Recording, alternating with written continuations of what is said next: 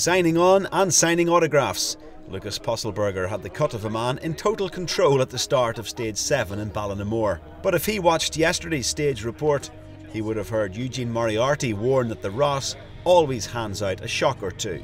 And a mere 3 minutes into the stage, he received a painful realisation of that prediction.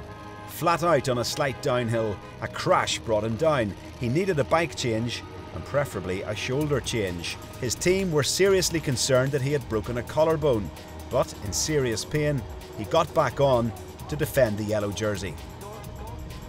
Impeccable support from his Tyrrell team helped him back up to the warm embrace of the peloton, and amazingly, within 40 minutes, they had put the incident sufficiently behind them to return to their traditional position, driving things on at the front and closing down any attempted breaks.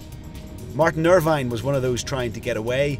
He has suffered from sore knees this week, but the former track world champion has proved his form. Extraordinary pace in this first hour, 49 kilometres raced, and although nobody got significantly clear, they were well strung out as they approached Crossdoney. 5 riders got a slight advantage up the first of the day's 3 climbs. Andreas Müller of Hrinkhoff Adverix led over the top, just ahead of Louth Team Asaya's Damien Shaw. Shaw was disappointed with second place yesterday and had vowed to try again today. Riding in the front groups again, he was well placed to do so. On the second climb, up Moyer, the 8-man break had a significant gap of almost a minute and a half. Almost 5 minutes back, Lukas Pöstlberger, looking as comfortable as it's possible to look after a serious crash and a Category 2 climb. What a race leader. Into the business end of the stage, and Andreas Müller and Damien Shaw stole away while the other 6 frontrunners dithered and couldn't decide who would chase. They arrived in Drogheda in magnificent sunshine. Shaw and Müller were clear.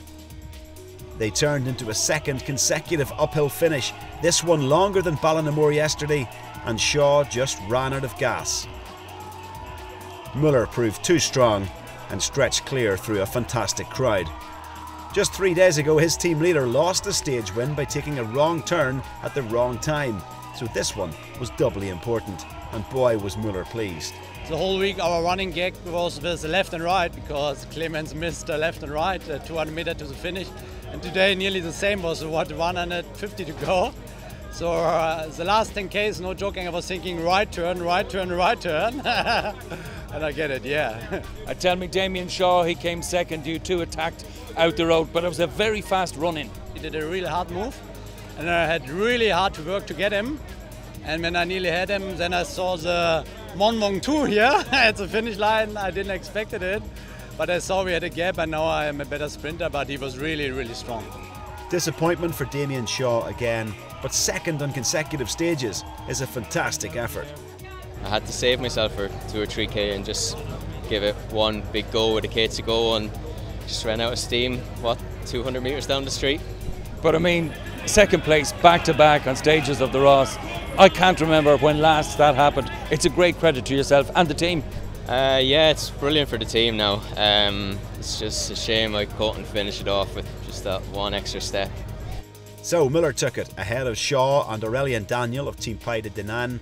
Good performance from Madison Genesis today, 3 riders in the top 10, and from Mark Potts of Graham Powerhouse Sport, another county rider making the top 10.